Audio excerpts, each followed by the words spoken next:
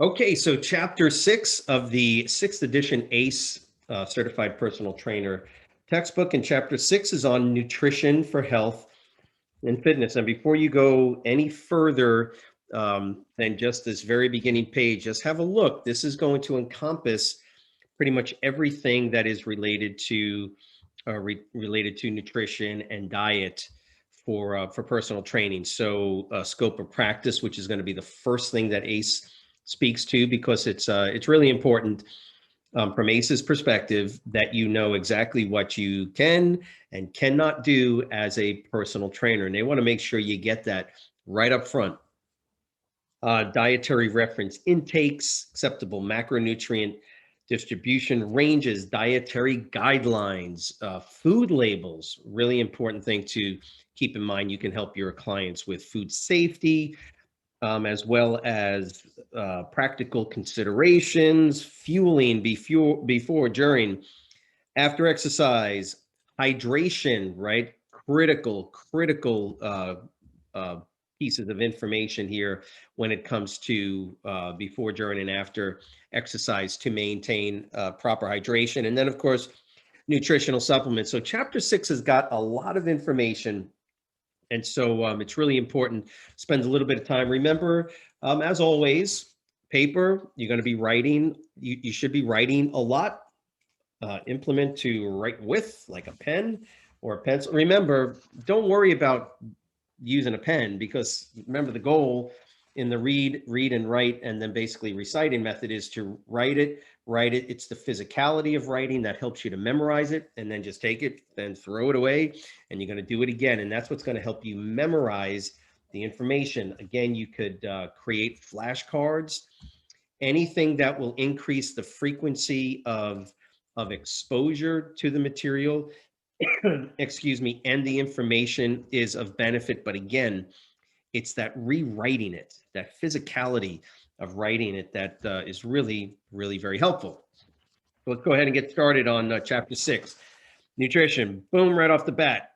Here's what you can do, and here's what you can't do. So you better memorize this, because as far as ACE is concerned, you're not a nutritionist, you're not a dietitian.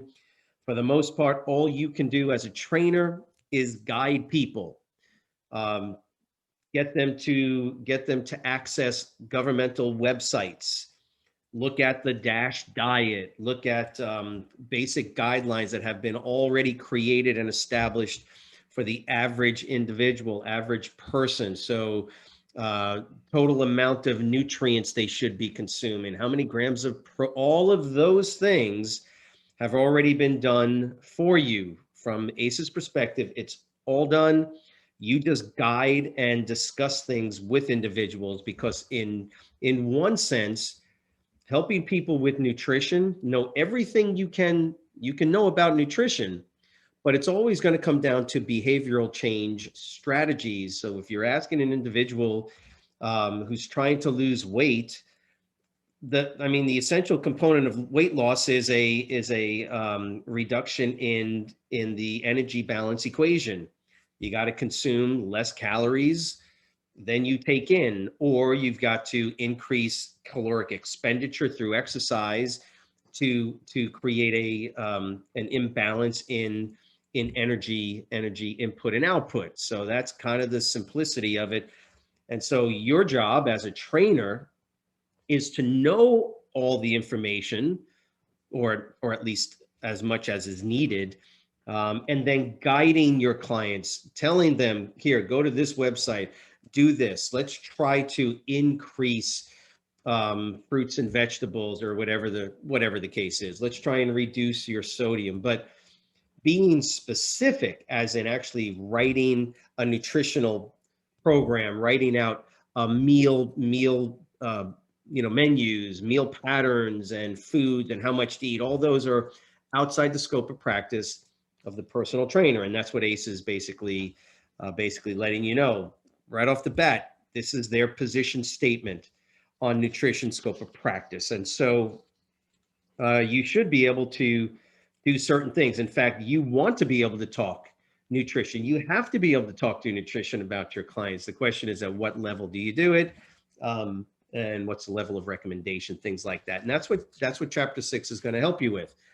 When it comes to the food part, when it comes to supplements and hydration, for instance, these are going to be a little bit different in your scope of practice. Normally, the recommendation is you always go with what the research has established is efficacious, and just stay away from the stuff. And don't be recommending that an individual goes ahead and starts taking a supplement. If you're going to recommend any supplements, just as a for instance, you would always recommend the ones that are listed in a textbook like this that have shown clear benefits through research. Then you could recommend it to your clients, depending on what their goals are. So on page 165, you should be able to do these different things. Now, this is a listing. It's a bullet point listing. I would definitely try to memorize anything that's in a bullet point.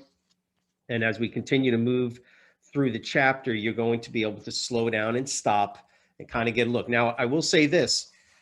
There are a couple of tables. Some of them you don't have to memorize, specifically on page 169, table 6.1. It's not really necessary to memorize every piece of information that you're going to see, the daily nutritional goals for age, sex related groups, right? And the DRI, or the dietary reference intakes. But you do want to know and memorize a couple of these basic definitions, and things like on page 167, the DRI, or dietary reference intakes, and acceptable macronutrient distribution ranges. Slow down before you go through this. We have to be careful that we're reading a textbook, and that a lot of things that we do as trainers, and that you may already do as a trainer, may be very different. The goal is to learn. It's really good information. How you actually apply it in the real world may be a little bit different, but it's basically general information that you need to learn so you can guide your clients into proper nutritional planning, and how to eat for the specific goals that they have. So dietary reference intakes are basically based, the DRI, dietary reference intakes, is based on or uses 4 different types of what are known as reference values. The main one that's used is the RDA, or the recommended daily allowance. Most people have heard of that. The RDA of vitamins, the RDA, recommended daily allowance, and it just represents level of intake that's adequate. Now, remember, the RDA is the minimum level of a nutrient needed to ensure that you don't get a deficiency disease from that nutrient. Vitamin C is a classic example. The RDA for vitamin C has been 60 milligrams a day for forever, right? 60 milligrams a day of vitamin C ensures that you don't develop a disease known as scurvy.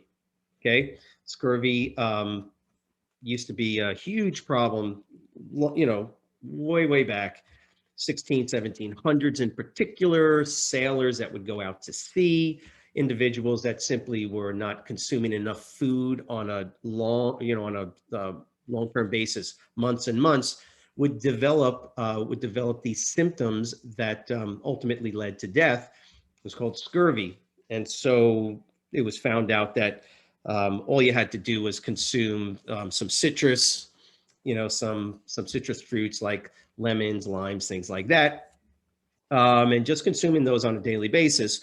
Half a lime, half a lemon, and just drinking the juice, for instance, or eating one, as unpalatable as that might be, would be a way to stave off that disease. So the RDAs were never designed to say this is how much you should eat. No, the RDA basically says don't get any lower than this in your daily intake, because we don't want you to get the disease. And so the RDA is normally what we see as the minimum amount needed, the estimated average requirement, tolerable upper intake level, adequate intake level. These are all reference values given to nutrients. Good idea just to know, memorize what they are. And then you can access these websites. So ACE is going to, again, ACE is going to try and get you or drive you to access governmental information that has research backing behind it, irrespective of how effective that's actually going to be for the average client.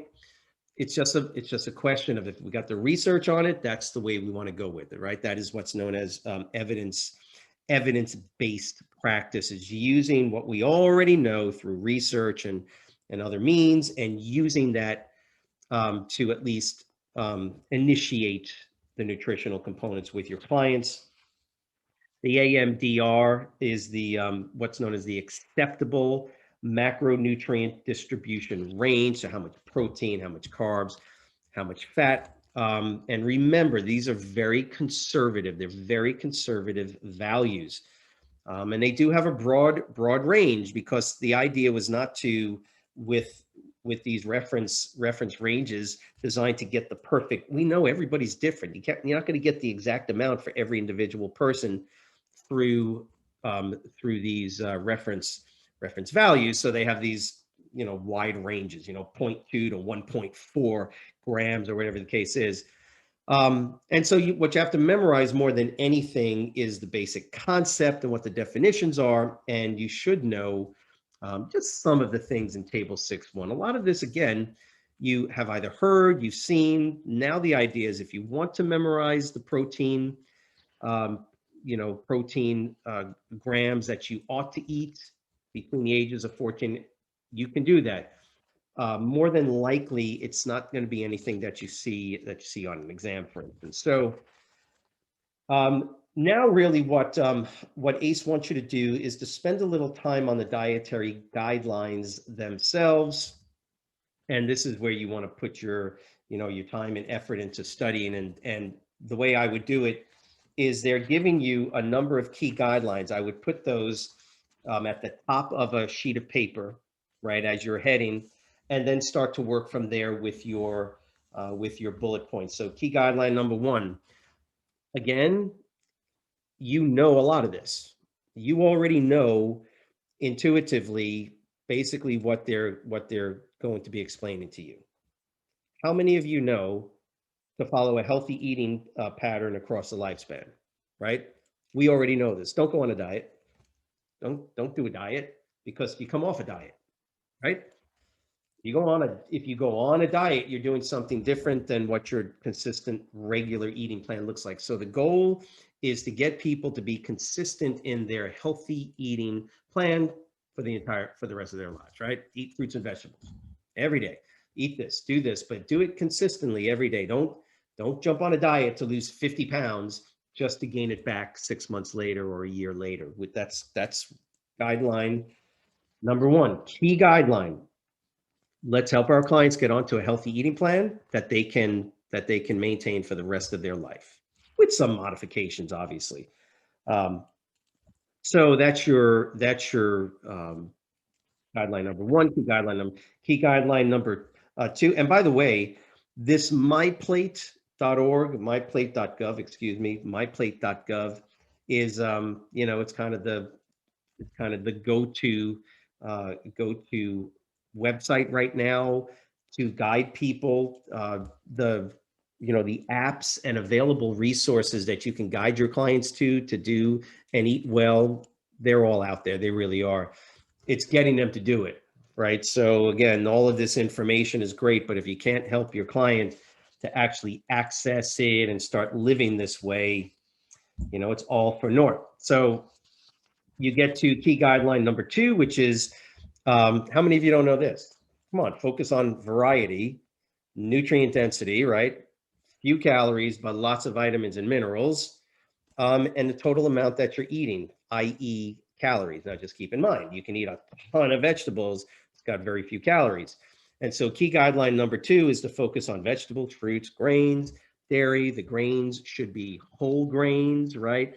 We already know, for the most part, what we should be doing to stay healthy. But they got it in this chapter in a way that brings the more of the research and academic reality of what we know into into the chapter. So nutrient density, meaning don't eat, if at all, try not to eat processed foods because that adds sugar, it adds sodium, it reduces fiber content, any number of things. So we want to eat as close to sort of raw as possible. All the grains you eat should be whole grains, ideally. Nutrient dense, meaning don't eat iceberg lettuce. Got nothing in it. It's just doesn't taste like anything, and it's got no nutrients in it. So it's a waste of your time to chomp down on iceberg lettuce. You should be eating other more nutrient dense vegetables that perhaps don't taste as good if you've never had kale or you've never had collard greens or you never had any of these really nutrient dense foods. They taste different than iceberg lettuce, but hence it's a guideline, right? So again, dairy, just as a for instance, protein foods. Again, they're going to list here for you those type of foods that are more nutrient dense and total amounts. And then, of course, oils and lots of figures, a bunch of figures. Look at them, but you don't need to spend a whole lot of time on those. And then just something I would, because this is of immense interest to me, is fats and oils and lipids. And so figure 6-7 gives you a really good rundown on some of the most common oils and solid fats that we see. And it's a really good idea to have a look at this, because when we talk about fats like coconut oil, butter, olive oil, you name it, normally what people think is that they are monolithic in their saturated or poly or unsaturated content, and that's not true.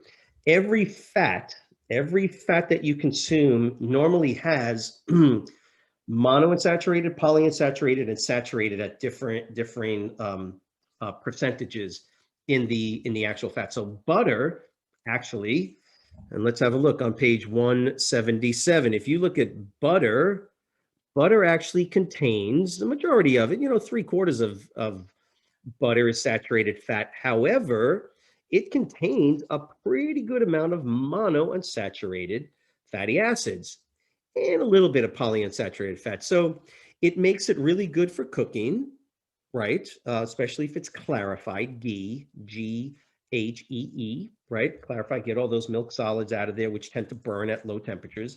You get all that out of there. Clarified butter, very high smoke point, but it's really good. It's really good for cooking, as for instance, and compared to coconut oil, which contains a huge amount, percentage-wise, amount of saturated, doesn't mean it's bad for you. It just means you got to be careful. And these are the things we're telling our clients. And so as we move on, key guideline number 3. Here, look, it's intuitive. Stop eating sugars, especially processed sugars, added sugars. Stop eating them, or at least reduce them. And so the guideline here is limit your calories from added sugars and saturated fats and reduce sodium. Oh my goodness, that's it. I think I would say guideline number 3 is pretty much, if we could do all of that, we would basically eliminate a lot of the metabolic diseases and issues that we face in our country. There it is. Stop eating so much salt. Stop eating so much saturated fat as a percent of your calories in your diet, and added sugars. Stop those 3 things. Stop smoking. You've basically cut the cost of healthcare down by 80%. Those 4 things. Isn't that ironic?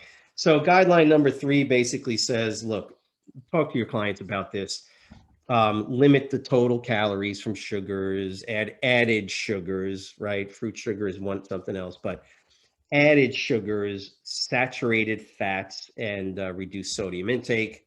And so that's what you're going to see. Again, lots of figures. Don't get bogged down spending time on those figures. Just read through the information that's given. It's not going to be a tremendous amount. However, it's always a good idea whenever you see numbers Page 180, sodium and the dietary approaches to stop hypertensive, or the DASH eating plan. Okay, DASH is important to know. AIDS wants you to know the DASH eating plan. Total amount of sodium, amount of less than 2,300 milligrams for low risk populations, 1,500 for higher risk individuals. It's a good idea to know what exactly is a tablespoon or a pinch of salt. How many milligrams of sodium is that? Look, there's a reality to this, and that is that if you eat the way it's recommended and healthy, technically what's considered healthy, you're not eating a whole lot of salt. You're not getting a whole lot of sodium, and you can find it's just loaded in all those processed foods you're eating. It's a ton of sodium. So again, that's your guideline number 3. Guideline number 4: shift to healthier food and beverage choices. I'm not sure you can get more general than that. It's a guideline. It's not a specific. So key guideline number 4: stop eating the packaged foods that you eat for dinner. Stop eating frozen foods. Stop eating processed packaged foods. Shift to healthier food. Stop drinking fruit juices. Stop drinking apple juice. Stop drinking all of those. They are essentially nutrient less calories, and they're sugar. So yeah, these are the realities of, well, can I drink orange juice? Can I look? All we're saying to our clients is move this way, move away from all of that. Yes, get away from orange juice. You shouldn't be drinking orange juice on a daily basis. Oh my goodness. Well, yeah, you get vitamin C from other areas in your diet. You can get more than enough vitamin C in other areas of your diet. And by the time you've gotten the orange juice, normally that's been processed, you've lost a lot of the vitamin C anyway. So it tastes good, right? But not on a daily basis. These are the things that are critical when we're trying to get people to rethink how they eat. You see, it doesn't matter. None of that matters. We know that if you eliminate some of these things completely from your diet, you will feel 1,000% better. 1,000% better. Get rid of all the sugars, lower your, you will feel amazing. But how many people can do it? And how many people will do it? That's the challenge. So here is your list. Consume more vegetables.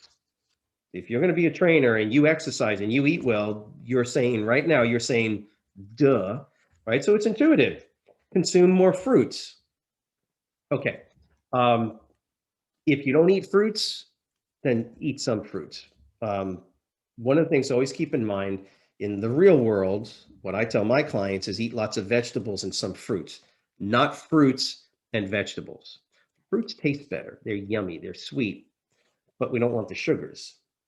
Eat more vegetables, lots of vegetables, and some fruits, especially the low sugar fruits like berries.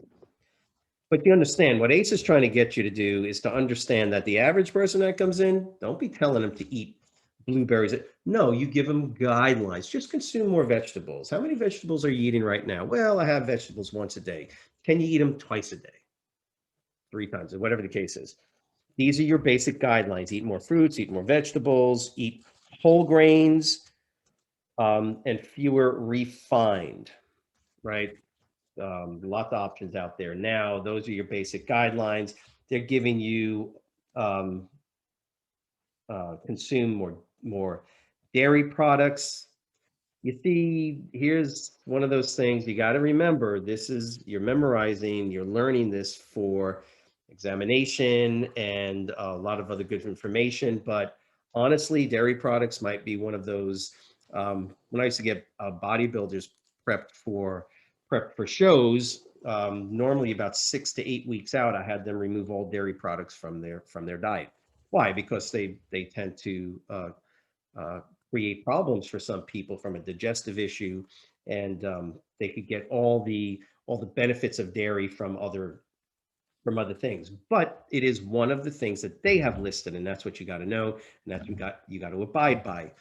So when you're taking testing, so they've got that list of examples of how these might play out. And daily eating plans include, right, shift. Everything is shifting. You're not given any specifics.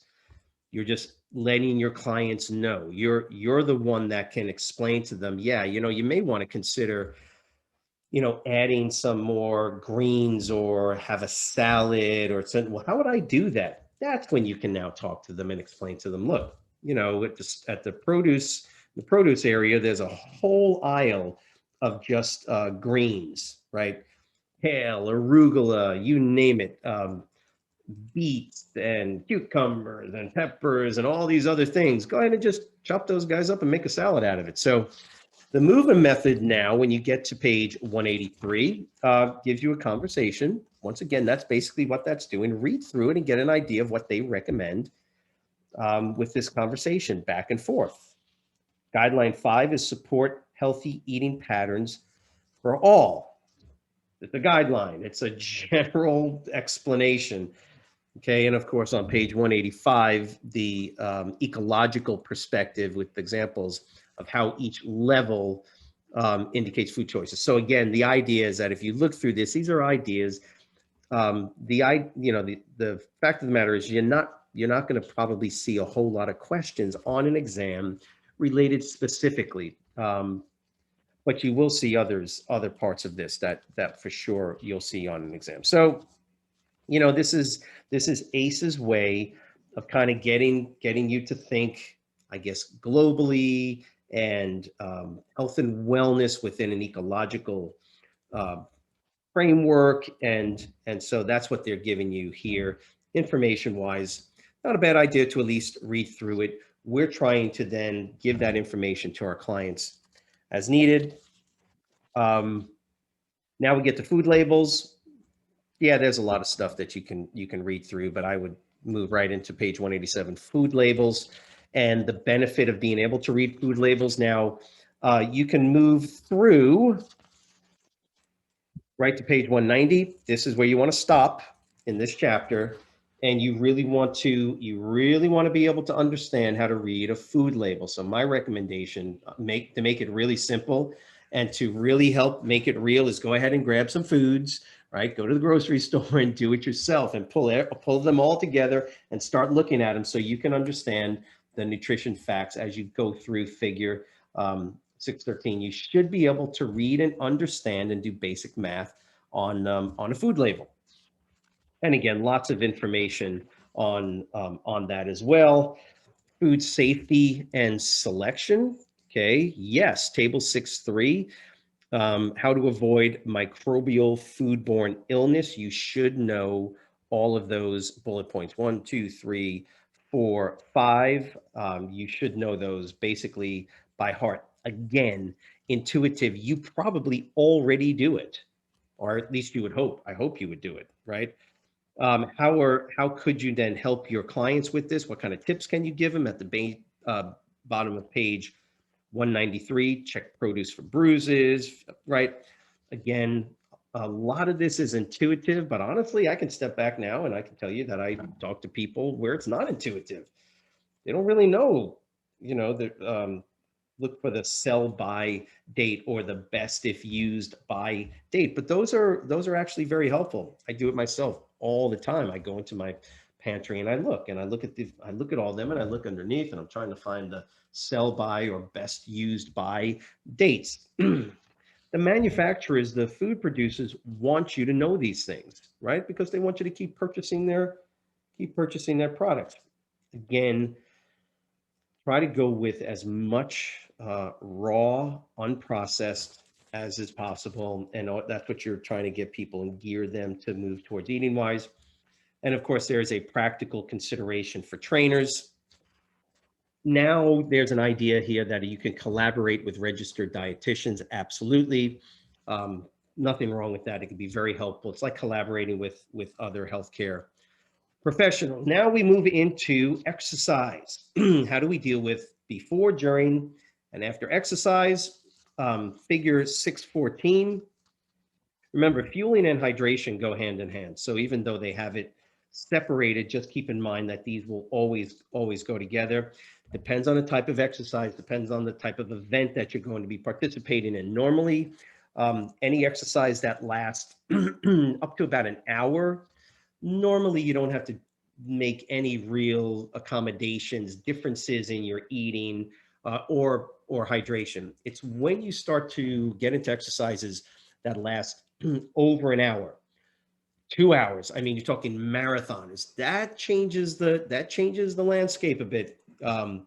Pre-hydration, pre-fuel, and of course they're going to give you basic guidelines. Okay, so pre-exercise fueling. For the most part, they have everything here in these bullet points.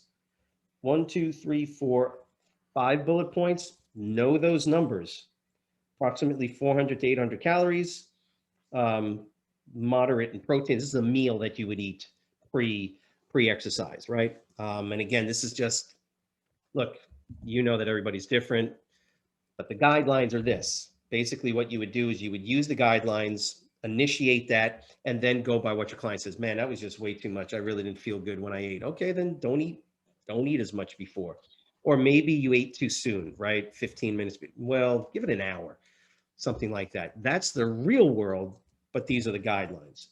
During exercise, it's normally not an issue for anything below an hour of training. You don't have to eat. If you're going in to train your chest, your shoulders, and your triceps, for instance, don't bring a meal with you, or don't bring a gel, like they use triathletes use. Don't be doing that. You don't need it, right? The deal with exercise fuel during exercise is that as glycogen stores get depleted, fatigue starts to set in. You've got to get those glycogen stores at least re-regulated back up. Blood sugar levels, that happens depending on the person. That can happen normally 45 minutes, an hour and 15 minutes. Then all of a sudden glycogen stores go down. That's where the problem is. Post-exercise, normally the goal with post-exercise replenishment, and this is kind of the thing that is important, is you got to get rehydrated and you got to get your glycogen stores back up. And then there's protein maintenance as well. But those are basically the things we're looking at. Once you're done with the event, once you're done with your training, your goal is to get rehydrated. And normally you rehydrate approximately with the amount of fluid that you lost. How do you know that? Well, you can weigh yourself. Most people are simply not going to do that. So the reality is that you got some basic guidelines of, like 0.4 to 0.8 liters, per hour. So again, there's numbers that you need to know how you use that in the real world. Okay, so table 6.4 on page 199, important table to know. You need to, yes, and some people will actually ask me, you mean I got to memorize all these numbers? Yeah, I mean, you just keep writing them over and over and over again. They'll stick into your mid and long-term memory. It's kind of the idea. They actually make sense. This is what these guidelines are actually what we've used for, well, in some way, shape, or form, for decades. Every time, all athletes that I've ever trained, particularly track and field athletes, things like that, always go by these. These are very standard, very basic. You should know them anyway, to be honest with you. And of course, uh, there are the type of marathon, ultra endurance type training individuals that do need even additional support.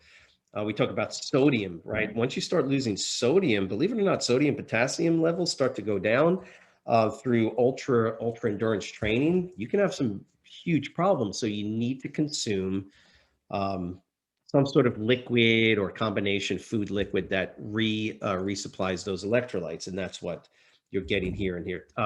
Table 6.5, not important to memorize, but some interesting information that kind of helps you to understand about sports strength. You don't have to memorize that.